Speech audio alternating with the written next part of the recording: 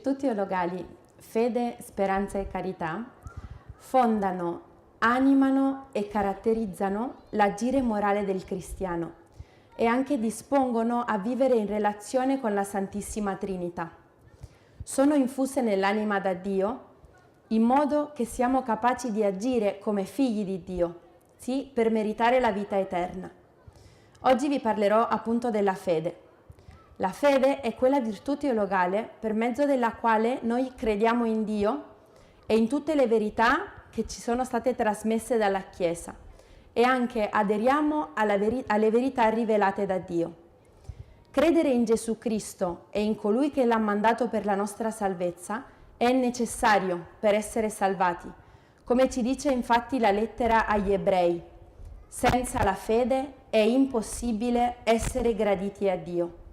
Quindi nessuno può essere mai giustificato senza la fede e nessuno potrà ottenere la vita eterna senza di essa.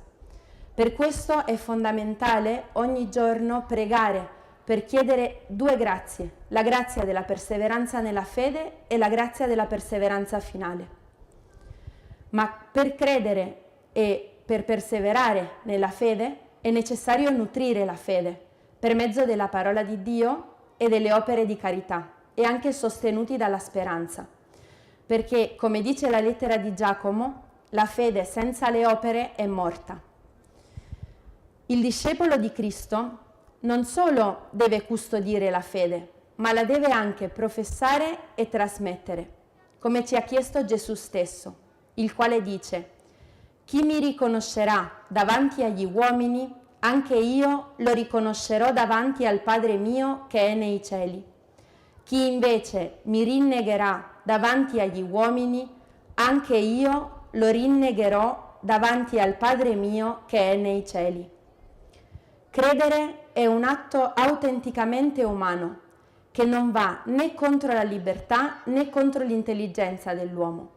Ci dice infatti San Tommaso che credere è un atto dell'intelletto, che sotto la spinta della volontà, mossa da Dio attraverso la grazia, dà il proprio consenso alle verità divine. Crediamo per l'autorità stessa di Dio, che non può né ingannare né ingannarsi, e ci ha dimostrato la sua autorità, ad esempio per mezzo dei miracoli o dei grandi santi della Chiesa, o anche per la stabilità e la fecondità della Chiesa stessa, che perdura nonostante siano trascorsi oltre 2000 anni dalla fondazione.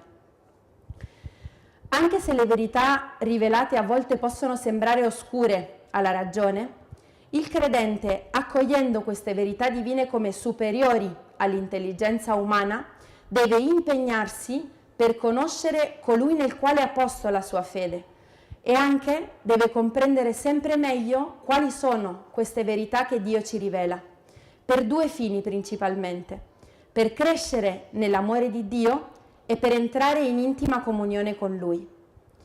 La fede ci permette di gustare in anticipo la gioia e la luce della vita eterna, nella quale vedremo Dio faccia a faccia, così come Egli è, non contemplandolo solamente più come in uno specchio, ma anche potendo godere di queste realtà meravigliose promesse da Dio per coloro che credono in Lui.